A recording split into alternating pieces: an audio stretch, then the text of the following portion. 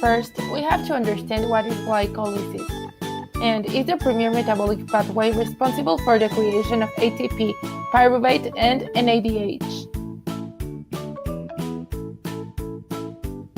Also, we have to know some important characteristics.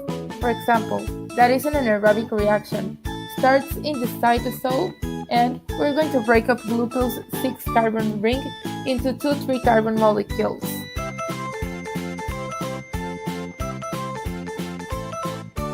But we have to remember that in our body, this process is done by our cells with the presence of oxygen.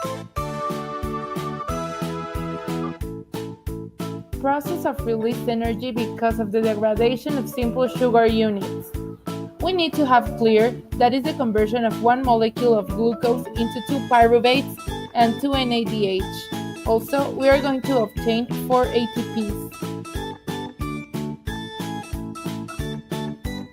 This process needs the investment of 2 ATPs in order to work, and as a result, it generates 4 ATPs. But the real gain is of 2 ATPs. And what else does glycolysis produce? In addition of the 4 ATPs, glycolysis results in 2 pyruvates and 2 NADH.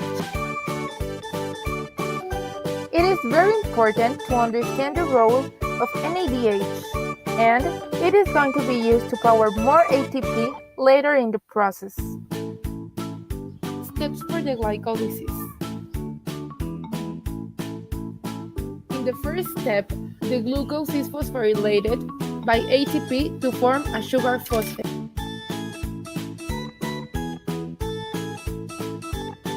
The isomerization moves the carbonyl oxygen from C1 to C2, forming a ketose from an aldose sugar.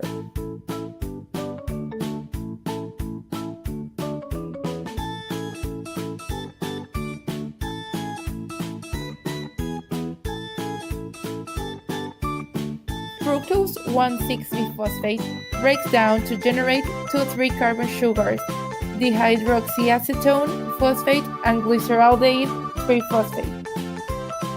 Dihydroxyacetone phosphate is isomerized to form glyceraldehyde 3-phosphate.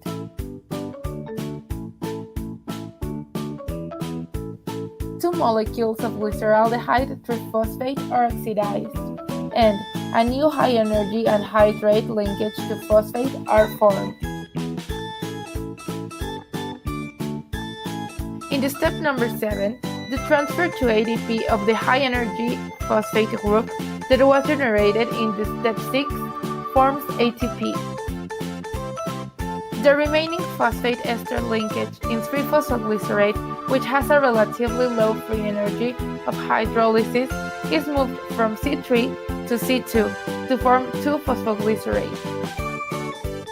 In the step number 9, the removal of water from 2-phosphoglycerate creates a high-energy enol phosphate linkage.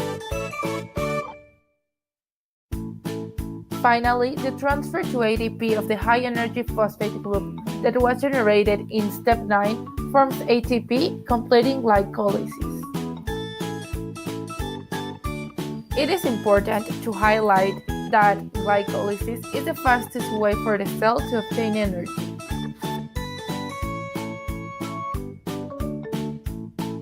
Now, we are going to review the importance of glycolysis in nutrition. Glycolysis is the ultimate destination of the nutrients we consume daily. Knowing how our cells perform this process changes the perspective of the way we see food. Why?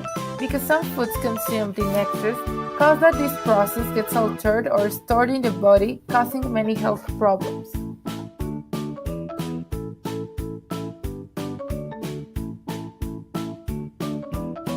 Thank you for watching us, and we hope you understand a little bit better this important process in our body.